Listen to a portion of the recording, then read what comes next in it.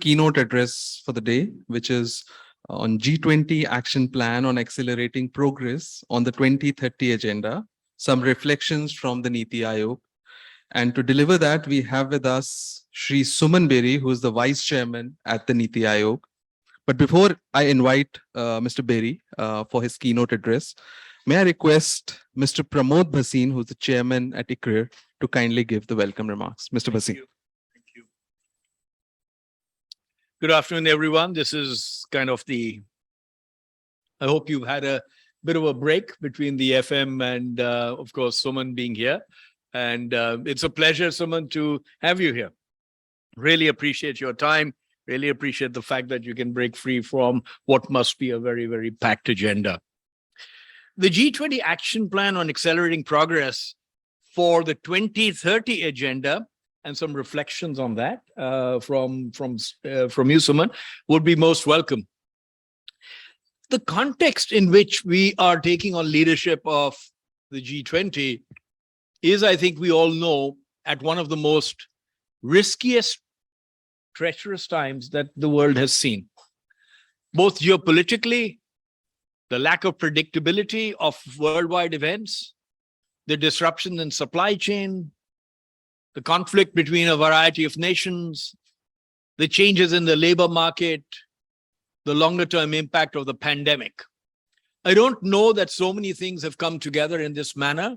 And then driven across that, for me, certainly, is the entire impact that people are having on retreating from globalization, of actually becoming far more protectionist, and therefore defying what was earlier, to some extent, accepted wisdom, that global trade was the best thing that the world could expect. And at that point in time, the correlation between economic growth, global trade, liberal democracies, which was so well accepted, seems to be somehow falling apart. And yet, there are so many opportunities for us as a country. So as I walk around the world, as I travel around, I'm going to London tomorrow, meeting some investors and other people. I don't know that there is any country more exciting for them than India is today. Perhaps, and this has always been the case, perhaps it is more exciting from outside than sometimes it is from the inside. And perhaps we are all used to being far more cynical than we should be. But perhaps that voice that we hear from the rest of the world is becoming increasingly confident about India, as well as acknowledging that with the retreat of China, which effectively is happening already based on its global policies and lots of other things, there is a leadership vacuum which only a country like India can fulfill. There's almost no other country that you can think of which isn't fractured in terms of its politics in some fashion. Many of the emerging economies need far more resilient leadership, and therefore we have a chance to be able to show the world that India, with its presidency, with its statesmanship, and with the leadership that it can demonstrate, we have a chance of creating something very special at G20. There are inherent conflicts in a voluntary organization like the G20, very simply because of the global conflicts as to who will come, who will show up, who will not show up. And yet, our task of accelerating the progress on the agenda for the future years remains absolutely paramount, because it addresses some of the biggest challenges that the world knows. It's not going to be easy, but I hope our soft power, as much as our hard power of actual events and actions, I hope our soft power and our ability to demonstrate, for instance, in the digital world, and this is not software, this is more software than it is soft power. I hope our ability to demonstrate in the digital infrastructure that we can leapfrog the world and show leadership. I hope that can come true. With that, Suman, may I invite you for your keynote address? You're most welcome to come up here or speak from there, whatever you prefer. Thank you very much for being here. You know, this is a nice, intimate setting, and I'd love to have a discussion. I forgot to put on my Fitbit this morning, so I insist that I be held to time, because I think you allotted about 20 minutes, something like that, and I hope not to exceed that. And then, I think I'll learn more and I'll give a lot more value in the give and take. Yeah, okay. So somebody else is the timekeeper, not me. Yeah. Okay. First, It's a bit of a loss for me that I have not been able to be here all day. I try and sneak away, but somehow the law always gets me by the scruff of the neck. So I certainly hope to be here for at least the FM session, but even that proved to be impossible. And why is that? Because this series has form. I think I attended the first ICRIER conference on the G20 and I guess it would have been 2009. That was when I first met a delegation from Bruegel, the think tank in Brussels. They became friends, and I then ended up joining Bruegel when I stepped down from Shell. And in the entire period before I went to The Hague, 2009 to 2012, I was a regular attendee. And I think I've attended almost all of them since I returned in 2016. So, it is, I'm not sure, I may have spoken in the past, I can't recall. So it's a pleasure to be here. And I'm very pleased that ICRIER has kept up this continuity. I say that even though there were some hard feelings when ICRIER took a contract away from NCR in consulting to the finance ministry also about that time. But any organization where Isha was involved didn't like to lose, let's put it that way. Second, at NITI, I have had to learn a lot about the Sustainable Development Goals because NITI has been appointed by the by government as the so-called nodal agency for the SDGs in India. It is also the case that while at Bruegel, I made a bit of a study of the G20 to do a kind of 10-year review at the time of the Buenos Aires summit. And so being able to address this group allows me to bring together, my interest in the G20 with my newfound sort of understanding of the SDGs. And thirdly, within the SDGs, there is one of the SDGs, I can't remember the number, on sustainable consumption. And some of you may know that Prime Minister Modi has made his so-called LIFE initiative an important contribution to the sustainable consumption movement. LIFE standing for lifestyle for the environment. I don't know if Amitabh happened to mention it today, but I certainly should because it is a joint responsibility of NITI Aayog and MOEFCC.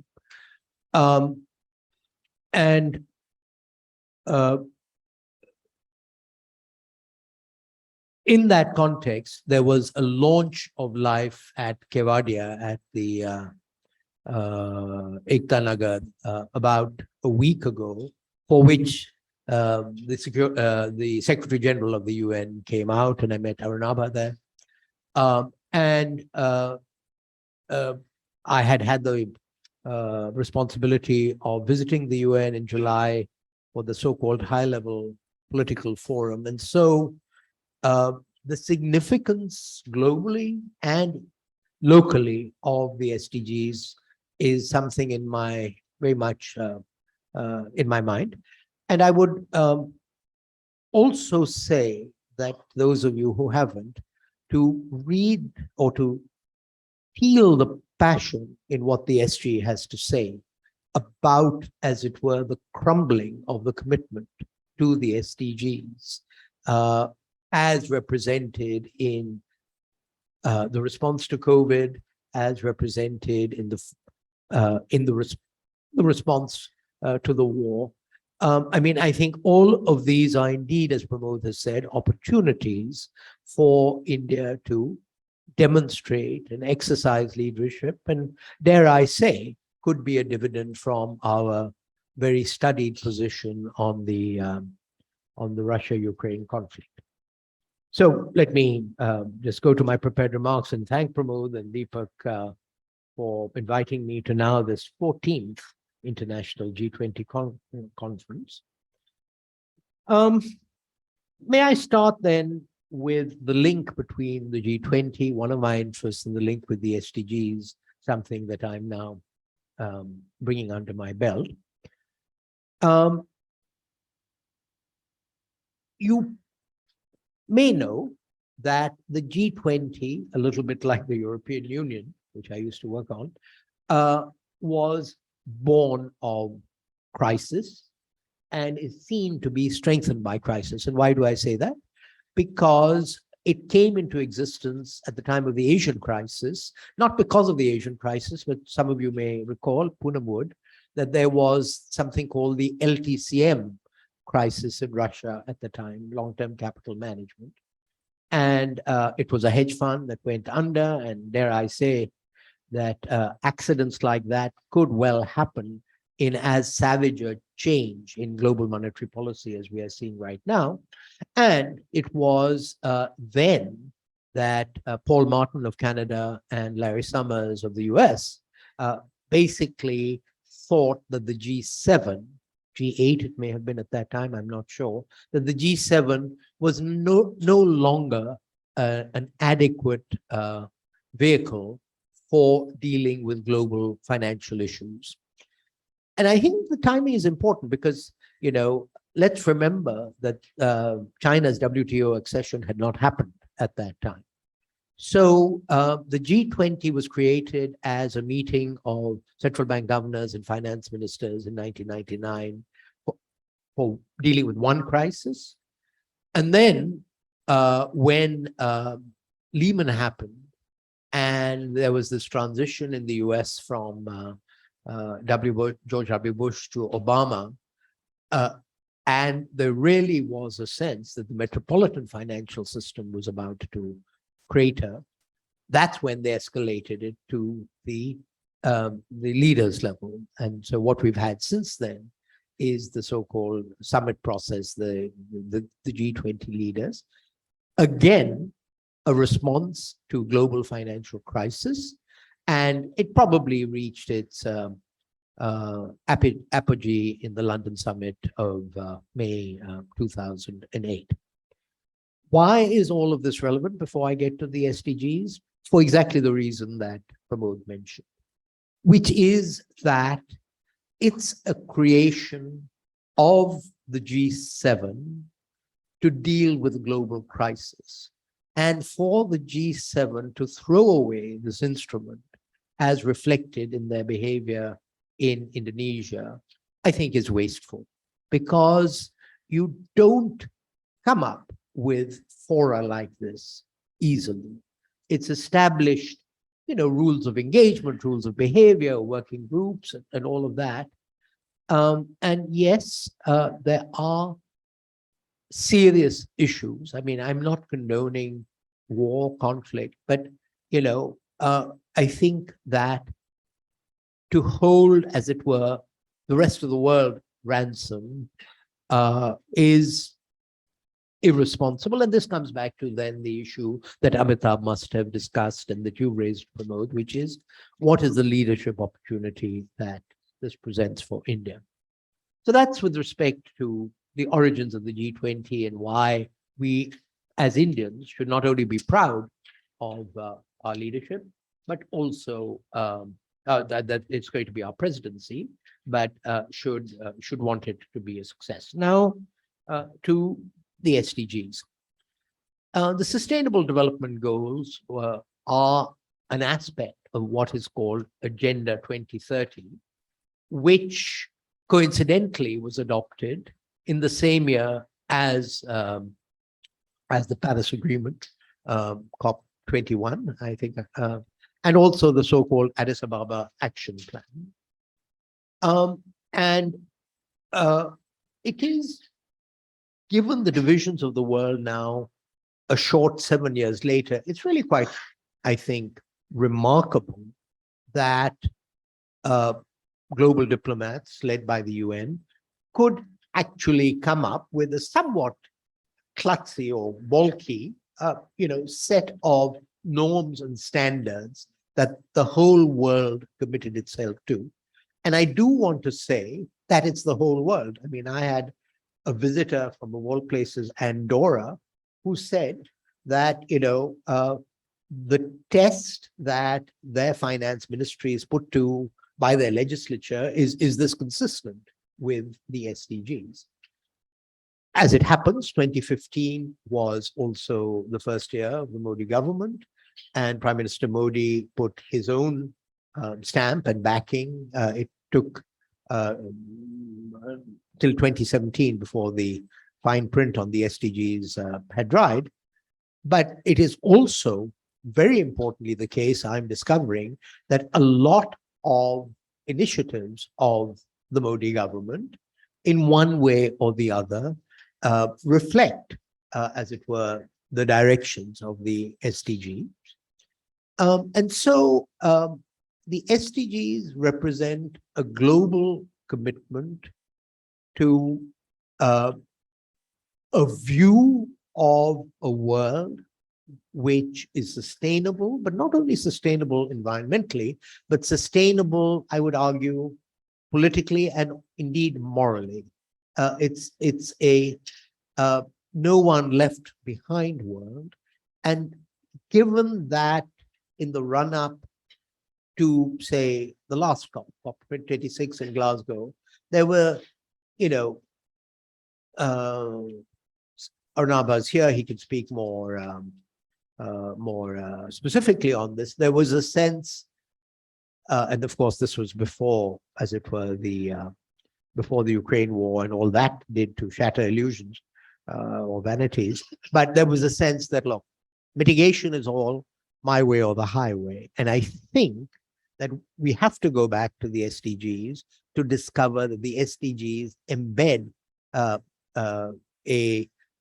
custodial relationship with the environment to, as it were, an overall development agenda. And that, I think, is a reason why India, as the holding the presidency of the G20, must use the SDGs not only in the development working group, but through many working groups as the anchor. And in this audience, I might say that even though there's a global consensus on the SDGs, there are other powers that are coming up with other formulations about what constitutes, as it were, the right development path, which are perhaps less inclusive than the SDGs. So there's a political reason for investing in the SDGs. How am I doing? Huh? I'm what, halfway through or something like that? Okay, fine. Okay. So now what is the link between the G20, which is an advisory body, self-appointed advisory body, but with influence, particularly in the multilateral system, to a lesser extent perhaps the WTO, and the SDGs. So working groups, as you would have heard over the course of the day, have been created by various presidencies after developing the consensus. And the first incarnation of the development working group came out of the Seoul Summit in 2010, called the Seoul Development Consensus. And it was in the Turkey presidency at Antalya in 2015 that the G20 leaders committed to develop an action plan to align the G20's work with the 2030 agenda. So there is a live action plan adopted by successive presidencies of the G20. And the way the G20 works, by now you would be familiar with this, is that the working groups continue to meet during each presidency. In the finance track, the co-chairs are stable. So, whereas in the Sherpa track, under which the development working group falls, the co-chairs change. and I can't recall, but it is the case that even if the co-chairs change, that the presidency has a lot of influence. There was incremental progress, but in the various presidencies after Antalya, the Italian presidency, for example, launched a G20 platform on SDG localization and intermediary cities, bringing SDGs to the urban level.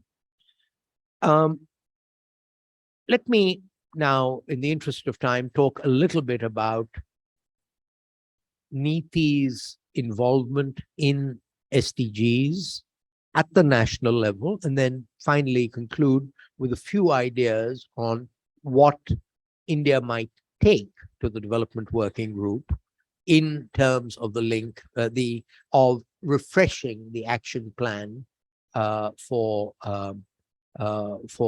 the G20 action plan on the SDGs. So globally, the SDGs are assessed by a group in which Jeff Sachs is active.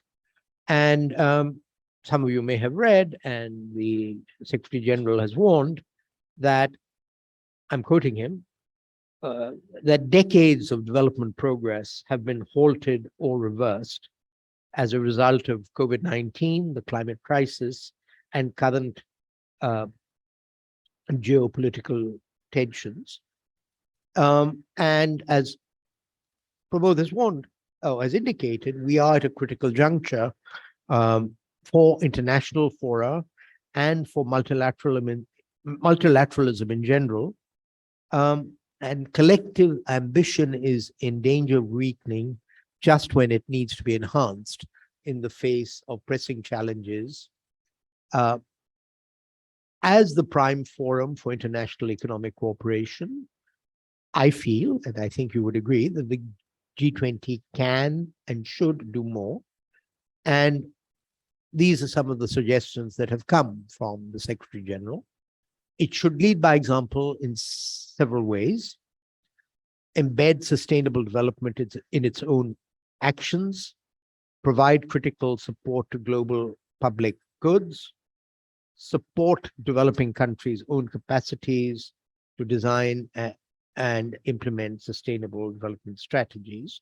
More specifically, and I think some of this came up in what Honorable FM had to say, MDMEs must increase concessional funding to developing countries linked to investments in the sustainable development goals, debt relief, expansion of liquidity, and finally, to empower specialized funds like the Global Fund and the Green Climate Fund. I'm sorry, I strayed away from what I talked about, or said I was going to talk about, which is India's performance. So NITI Aayog does two things. Three things. It basically prepares an SDG index for India every year based on a wide variety of largely secondary data sources, and it tracks progress at the national level and at the state level. Secondly, and more interestingly, it has encouraged the states to localize SDGs down to the level of districts, which is quite a remarkable achievement, and is part of Prime Minister Modi's focus on, or doctrine, I would say, of cooperative and competitive federalism. The third thing that NITI Aayog does is to facilitate the access by UNDP to Indian data for the so-called multi-dimensional poverty index, which is the preferred poverty index of the UNDP, because it is seen as better aligned with the SDGs than just a straight poverty line number.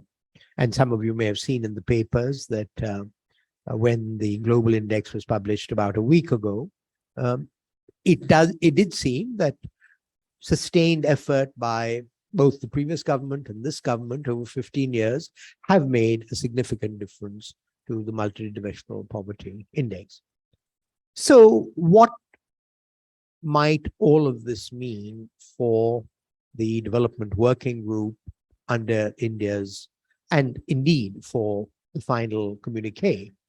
Because the development working group is only a step towards what finds its way into the communique. First, I think there's a lot of interest in two things which are related.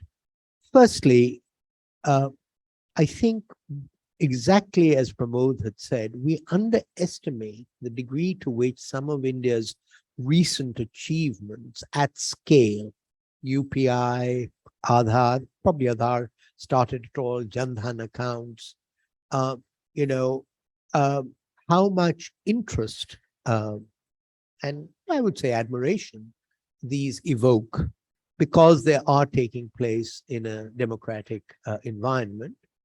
And I don't think I yet fully understand the machinery behind it, but I've seen glimpses of it. And we must always remind ourselves that this last mile delivery is taking place in a very competitive, indeed polarized political environment. So there's a story there to be told.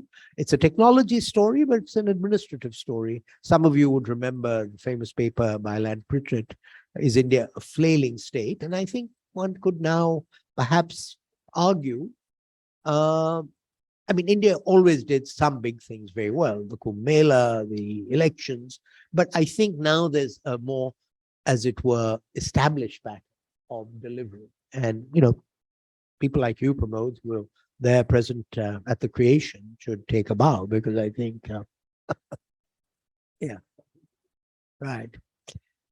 So there's that. And then, as it were, and it's the soft side and not just the mechanics, what it has taken in terms of preaching, visiting states, and persuading states that they too should use the SDGs as a metric for their own assessment of performance within the state and in state comparison. So there are a lot of schematics which I could make available, but I'm very proud of what NITI Aayog has done in creating a nationwide state level machinery to push this down. And so, I think the story that India should be projecting all the way up to the summit is that this is very precious in a divided world, that there is a consensus on what all of us are aiming for, and we shouldn't let it go. And then finally, the G20 itself, as you know, is going to be taking place in every state. And so, I'm certainly going to pitch to Amitabh, and it should be an easy sell since he was the former CEO, that in the presentations made by states as hosts, that, they draw attention to their achievements in the SDGs, the commitment to the SDGs, because it has had, a kind of a motivational and electrifying effect. So where do I come out? Just to kick off the discussion. India has brand equity in the SDGs. It should use that brand equity. It should trumpet that brand equity. Second, that we should find, all of you who are advisors, knowledge partners, should find ways of, as it were, letting the SDG framework leach into other working groups, including, from what I understand, FM had to say, including finance track. It doesn't just have to be Sherpa track. And we should not be shy about, as it were, wrapping the cloak of the SDGs around India's G20 presidency.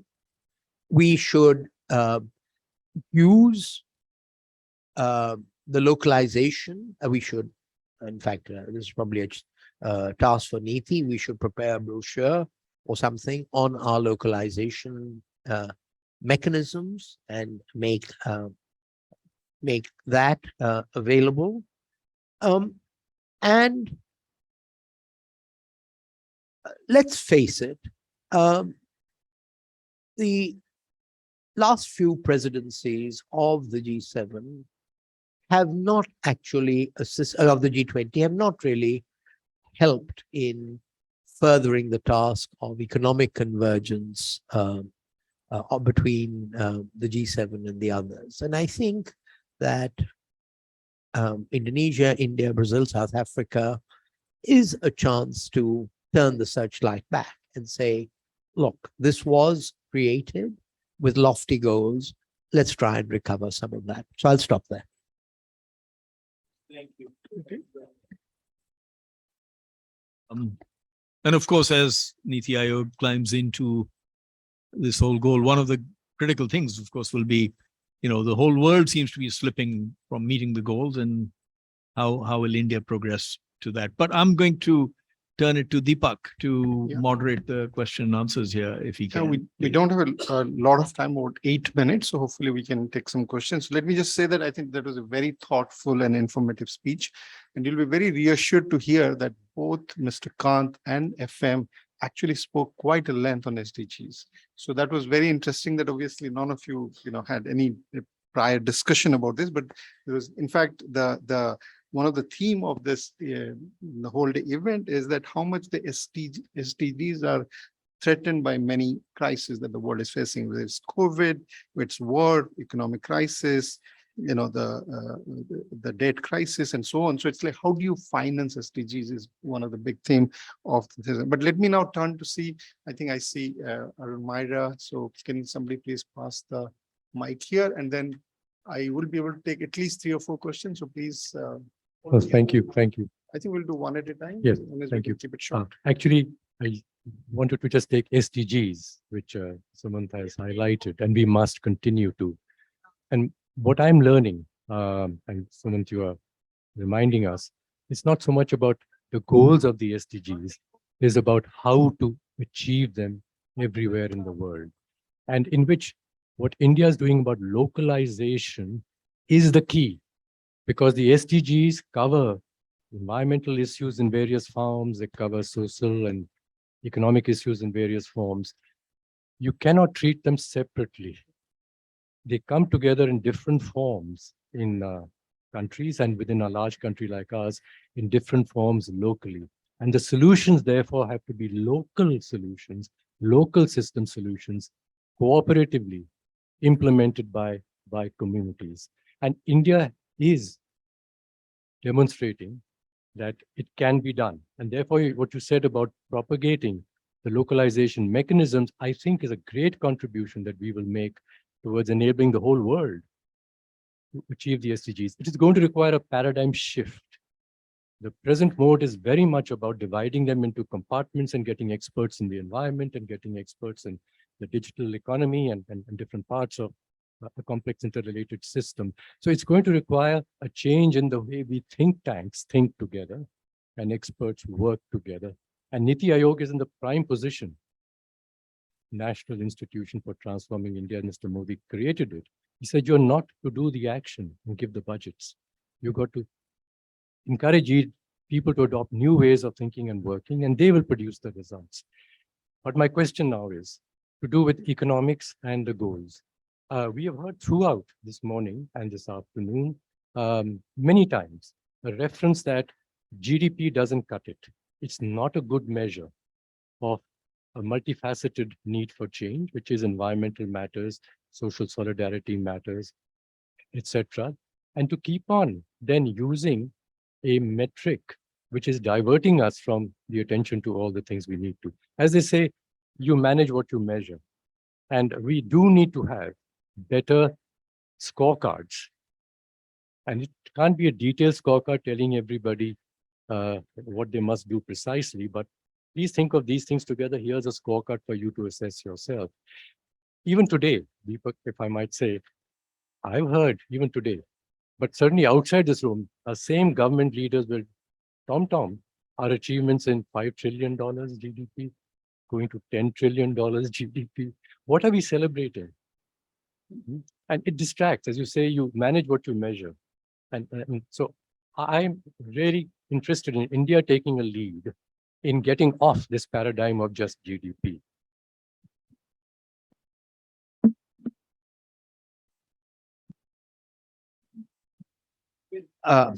Arun is a senior mentor, so I want to respond, but with his permission, can we take another couple? Yeah. Thank you. Suman, thank you for your very thoughtful exposition. And I think my question is slightly related to what Mr. Myra asked, because your presentations emphasize not just the instrumentality of the SDG agenda, but also the morality of the SDG agenda. One SDG goal we seldom talk about is SDG 17, which is about partnerships. And of course, Mr. Myra talked about, action on the ground, communities, but equally, India has been trying to create new forms of partnerships, whether international organizations, whether combination of businesses with governments, with international organizations and so forth. So the question is, as we look at the still knotty issues of, there's not enough resources for SDGs, there's not enough reform of the multilateral banks, those are still the instrumental knotty issues.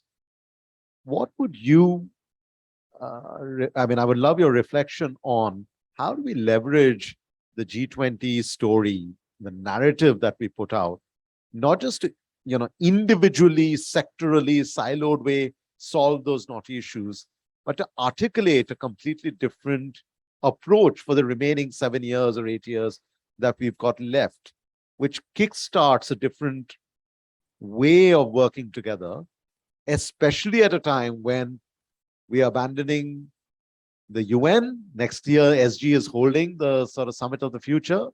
We are, as you articulated, the G7 is also abandoning the G20.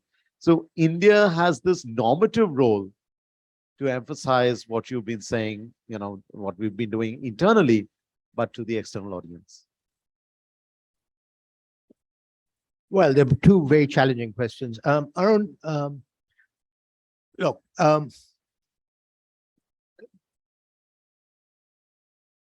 I think there's a question about growth, and then there's a question about metrics. I have to say that because of the demonstrated correlation between levels of income and all kinds of other indicators, be it health, be it the environmental Kuznets curve, I'm not a growth denier, whereas I can tell you that working at Google and listening to a lot of Europeans, there's a sense that, look, growth should no longer be an aspiration because it is contrary to the interests of the planet. That's not where I'm coming from. Okay, so the question therefore becomes this elusive, almost as it were, trite, the quality of growth, and that's where we come to your question of what's the right metric of it, if I understand you. Now, Pathadas Gupta, others, there are such things as green national accounts. There is the question of pricing natural capital. So I would really, in a sense, reframe your question of what gives this kind of stuff momentum. It's my sense from various comments I've heard him make that actually Prime Minister Modi, who who very much does believe in frugality as a value, is interested to be educated in these issues. So it's not that the analytic work hasn't happened, but a bit like the happiness index, it's not become mainstream. And, Arnava and others in this room might know more about whether a UNEP or even an UNCTAD could do more to publicize it, because frankly, it is the bully pulpit of the fund and the bank that gives GDP its kind of credence. So that would be my set of reactions to it, that it's not a question of rejecting growth, it's a question of measuring the right kind of growth, right? And I think the MDPI, Multidimensional Poverty Index, I'm in support of that being used over just the headcount ratio, because that can easily be gained. And I think you raise a very deep question. What it puts me in mind of, I'm not sure whether that's quite what you had in mind, was the reframing of the climate debate when we moved from Copenhagen to Paris. And frankly, the retreat from Kyoto by the rich countries indicates that this was not only an issue with emerging markets, although we had, a fairly militant minister in Jairam at the time of Copenhagen, which was to say that hectoring and bullying, was not leading anywhere. And so the concept of the NDCs got established and, was a sort of conceptual breakthrough. I don't know to whom it's due. And I don't know whether that's what you're asking for. I mean, whether, as it were, SG from the bully pulpit saying that you guys have failed. I think the even deeper question, which worries me, is that after the rise of China, I wonder if the G7 is not a little scared of, as it were, the rise of other large emerging markets.